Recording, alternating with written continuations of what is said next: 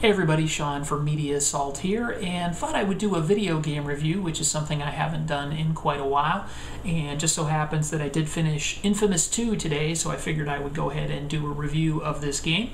And of course, this is a sequel to inFamous, which came out in 2009. This is actually one of my favorite games of all time, not just for the PlayStation 3, but just in general. I really enjoyed the whole concept of this game, which was basically that you had these electrical powers which were created by this explosion, which of course is explained by the whole plot of the game, and you had the option of playing as a good character or an evil character.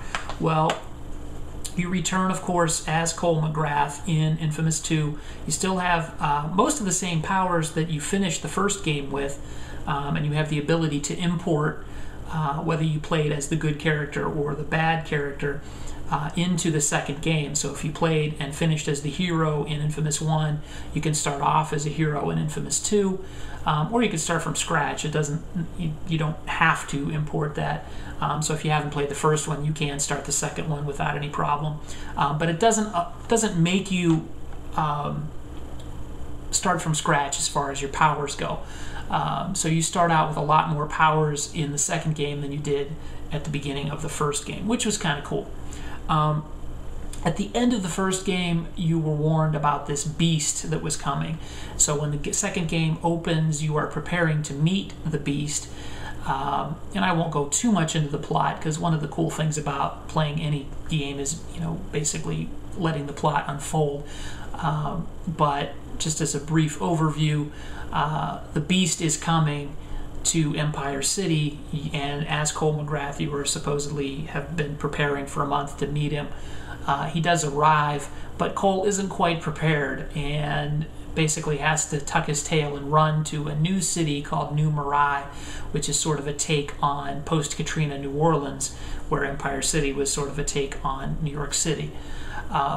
So Zeke, which is Cole's friend, Cole, and a new character called Lucy Quo, they go down to New Marai to prepare to confront the beast.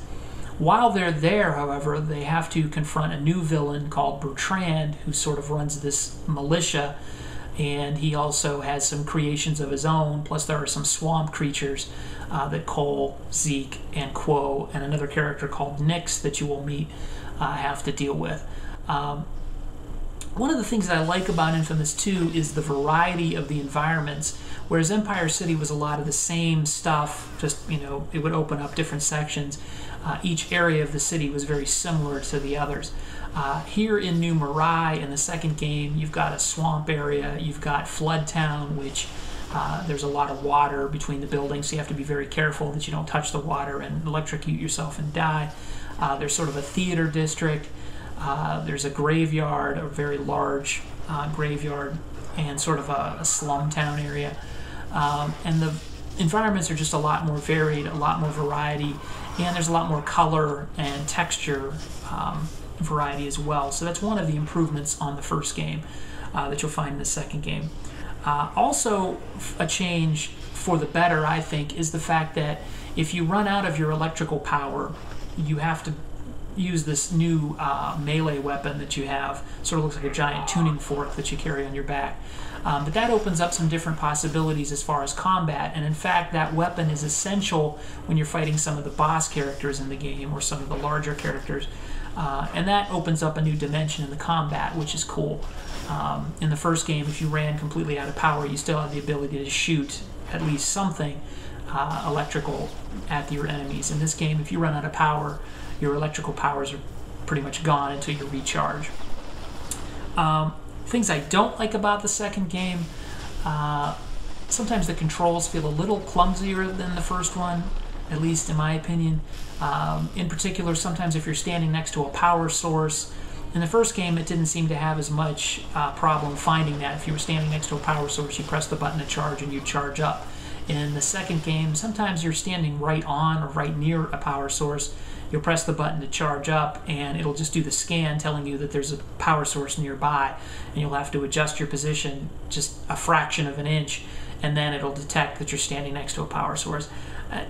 That may be just something fluky that I ran into, but it did get annoying sometimes, especially in the heat of battle when your power's low and you find, you know, a power source, you jump next to it and you try to charge and it tells you, you know, that you're not near a power source, but hey, there's one a fraction of an inch from you. And then the camera just occasionally will kind of go wonky during battles and stuff. It's minor, but it does happen. Overall, though, inFamous 2 is it's almost the same game, but with just a lot more improvement in terms, like I said, like the environments and the melee combat and stuff. So I ended up liking inFamous 2 more than the first game, just by a little bit. Obviously, the concept isn't anything groundbreaking. In the first game, it wasn't either, and there's nothing too new in the second game. It's basically more of the same with a little bit different, but better. So if I had to give a rating to inFamous 2, I would have to give it a 9 out of 10.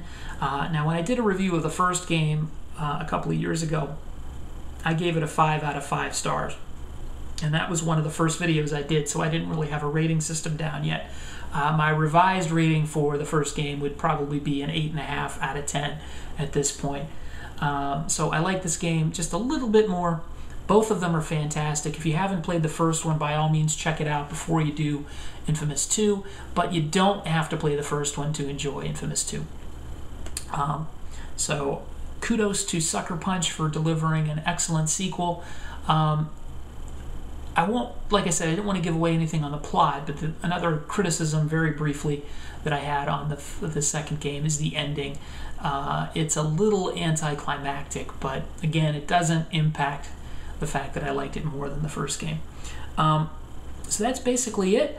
As always, feel free to rate, comment, and subscribe, and I'm looking forward to seeing some of your comments, and I'm coming up on 500 subscribers already. It seems like I just hit 400, so I really appreciate all the support that I've gotten from people on YouTube, and as always, really appreciative of that, and I really am looking forward to hitting 500 subscribers and of course beyond. So thanks again, everybody. Thanks for watching. Take it easy.